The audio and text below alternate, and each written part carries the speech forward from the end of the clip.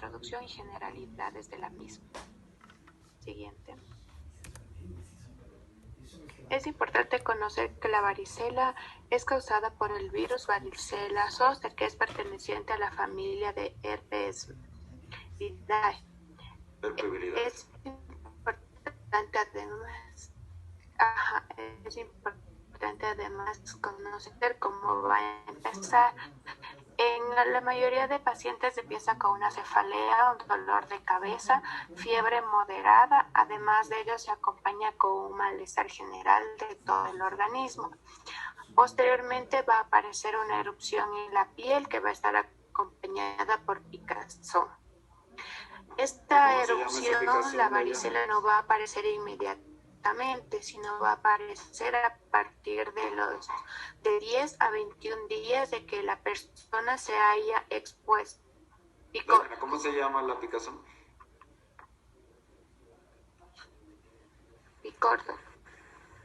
Y a partir, esta varicela va a empezar a partir de los picor, los 10 a 20 que se haya expuesto al virus. Y va a tener una duración de 5 a 10 días. ¿Cómo va a ser la evolución de la misma? Va a empezar por mácula, pápula, vesícula y finalmente en costra. La mácula, sin embargo, esta va a mantenerse al mismo nivel de la piel, es decir, no va la un poco más sólida y va a tener ya una elevación al momento del tacto. Sin embargo, la misma va a tener una dimensión menor a 1 centímetro. Posterior vamos a pasar a la vesícula. La vesícula se va a caracterizar por tener un contenido líquido acuoso. Y la diferencia con la pústula es que la pústula va a tener el pus, llamado pus, sin embargo la vesícula que presenta en la varicela contiene líquido. Después de haber transcurrido estas 3 etapas va a llegar finalmente a formarse la costra, la cual resulta de la acumulación de suero, de líquido que fue proceso anterior, que toma una coloración rojo-pardo. Siguiente. ¿Cómo queda otra, Dayana? ¿Y qué es lo que caracteriza al exantema? ¿Qué caracteriza al exantema de la varicela? La evolución que tiene. Pero en la evolución se caracteriza porque no va a presentar fiebre demasiado alta. Sin embargo, va a haber molestia a nivel de toda la piel, el pico 9 a 40, por lo menos durante 3 días. Esta va a estar acompañada de tos, molestias o inflamación de la conjuntiva, lo que es un conjuntivitis, y además esta no va a generar picazón. Por otra parte, la rubiola va a presentar fiebre, pero no van a ser demasiado altas como las del sarampión. Y las manchas que esta presenta son de color rosado en la piel. Y como mencionaba el doctor, se van a caracterizar estas porque están presentes en mácula y pápula, más no en vesícula. Siguiente.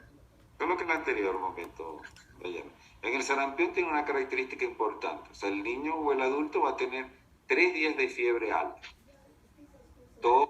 Y conjuntivitis, pero no tiene todavía lesiones en la piel.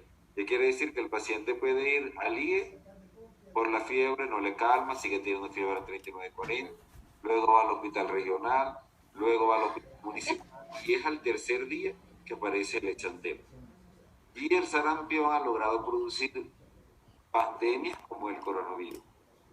O sea, son pandemias de la misma intensidad, pero claro, no con el número de muertes que tiene esta pandemia, pero sí en muchos casos. Sigue adelante. Vamos a hablar de la incidencia de la varicela.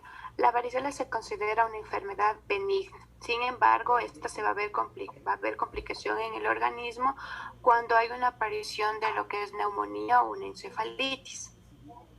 La incidencia a nivel global de América Latina y especialmente del Caribe es que esta varicela va a afectar a menores de 15 años.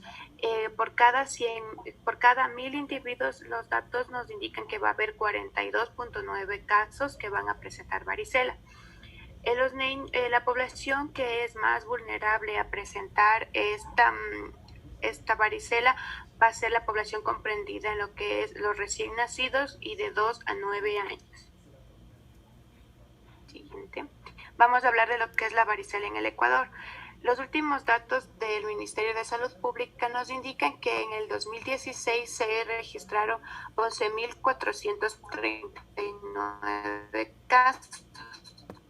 Para el 2018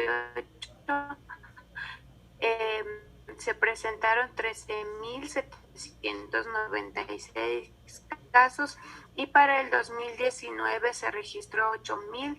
Del 2016 al 2018 hubo un incremento porque hubo bastante descuido de las madres en hacer periódico el control de vacunación. El control de vacunación toma una sola dosis para lo que es la varicela y se le asigna a los 15 meses. Siguiente. Vamos a empezar a hablar ya de lo que es la inmunidad. Se considera como inmunidad aquel proceso de defensa que va a crear el organismo para defender o dar batalla ante la presencia de una enfermedad. Así tenemos que la inmunidad va a ser adaptativa o adquirida y la inmunidad innata. La inmunidad adaptativa se va a caracterizar porque el sistema inmune va a detectar un agente extraño. Una vez que ha identificado este agente extraño, necesita dar batalla, necesita enfrentar a este antígeno que recibe este nombre. Entonces, una vez que ha identificado este cuerpo extraño, empieza a darle solución. Cuando hace esta lucha que se denomina, crea una memoria a nivel de la inmunidad adaptativa. Es decir, cuando ocurre una segunda o tercera exposición a este mismo agente, el organismo de la persona tiene ya la capacidad de detectar de manera mucho más pronta y combatir hacia la misma. En esta van a participar los linfocitos T y los linfocitos B. Ahora, lo que es la inmunidad innata, esta viene a ser congénita. Sin embargo, esta es mucho más inmediata que la adaptativa, pero esta no tiene la capacidad de mantener un registro de memoria. Por ello es que va a dar la misma lucha, el mismo combate a cualquier antígeno sin tomar consideración o algo específico, lo cual logra hacer la inmunidad adaptativa. En esta inmunidad innata van a participar los neutrófilos, eosinófilos y los basinófilos. Las dos inmunidades van a ser natural y artificial. Tanto la natural como la artificial van a ser activa y pasiva. Les voy a compartir algunos ejemplos para que nos quede un poquito más claro. La natural, la inmunidad adaptativa natural de carácter pasiva, un ejemplo claro es la leche materna. Natural activa va a ser una infección. Por otro lado, vamos a tener esta misma inmunidad adaptativa o adquirida, va a ser de carácter artificial, que igual va a ser pasiva y activa. La pasiva, como ejemplo, tenemos un suero antirrábico. Aquí se encuentran toda la transferencia de anticuerpos que reciba un individuo. Y la activa va a ser la inmunización, las vacunas que recibe el individuo. Siguiente. Con lo que la anterior, no, deje ese momento allá. Bueno, yo quisiera que todos entendieran este cuadro, porque de este cuadro vamos a hacer un deber. O sea, vamos a volverlo a explicar, si queda una duda. Inmunocompetentes. Los inmunocomprometidos son aquellos pacientes que van a presentar una enfermedad y por dicha condición su sistema inmunológico va a estar susceptible a percibir otras enfermedades. Y los inmunocompetentes es cuando el cuerpo puede producir una respuesta inmunitaria normal, que son los pacientes aparentemente sanos. A ver, Dayana, dame un ejemplo de un paciente inmunocomprometido que usted le haya aplicado estimulación temprana y un paciente inmunocompetente. Un ejemplo.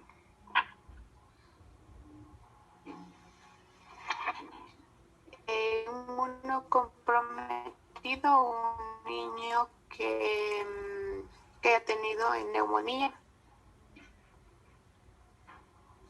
Y inmunocompetente, cualquier paciente que aparentemente esté sano. Bueno, entonces muy bien, los pacientes totalmente sanos son inmunocompetentes y el inmunocompetente que ha tenido infecciones a repetición. O sea, hoy tiene neumonía, en 15 días tiene otitis, en 15 días tiene meningitis, o que tenga una comorbilidad.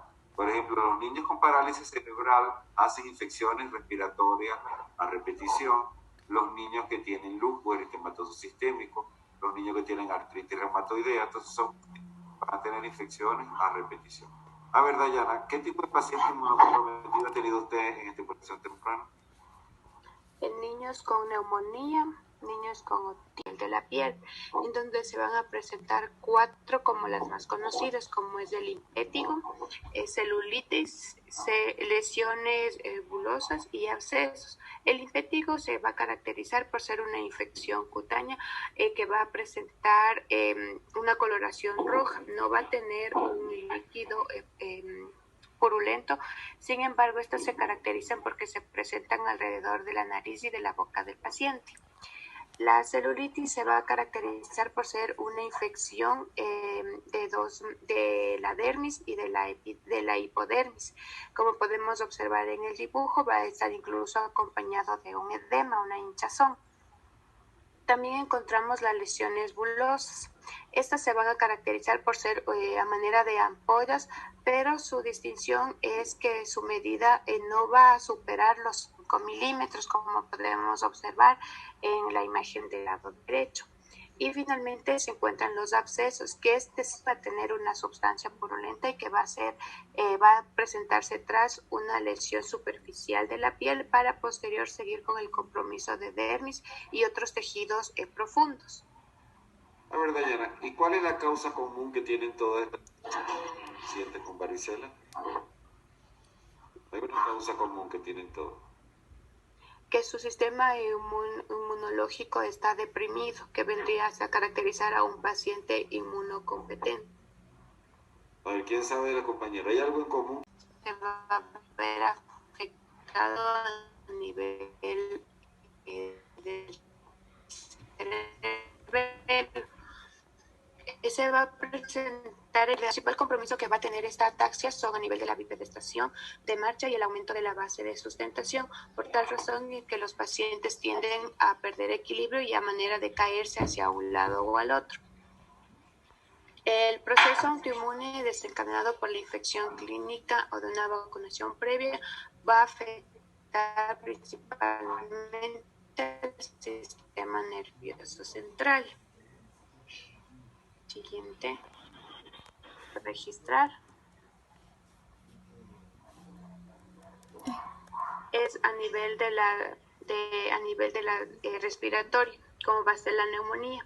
La neumonía se va a caracterizar por ser una inflamación de los pulmones que se va a producir por virus, bacterias, que principalmente se caracteriza por la inflamación grave de los sacos de aire y que generalmente se va a ver contenido purulento, como se observa en la imagen, en donde está en la imagen de una imagen pulmonar normal y cómo se visualiza una imagen con neumonía. Los tipos de esta neumonía que es importante conocer, que va a ser bacteriana y viral. Bacteriana producida por bacterias conocidas como el Streptococcus pneumoniae y la viral provocada por diferentes virus, entre los más conocidos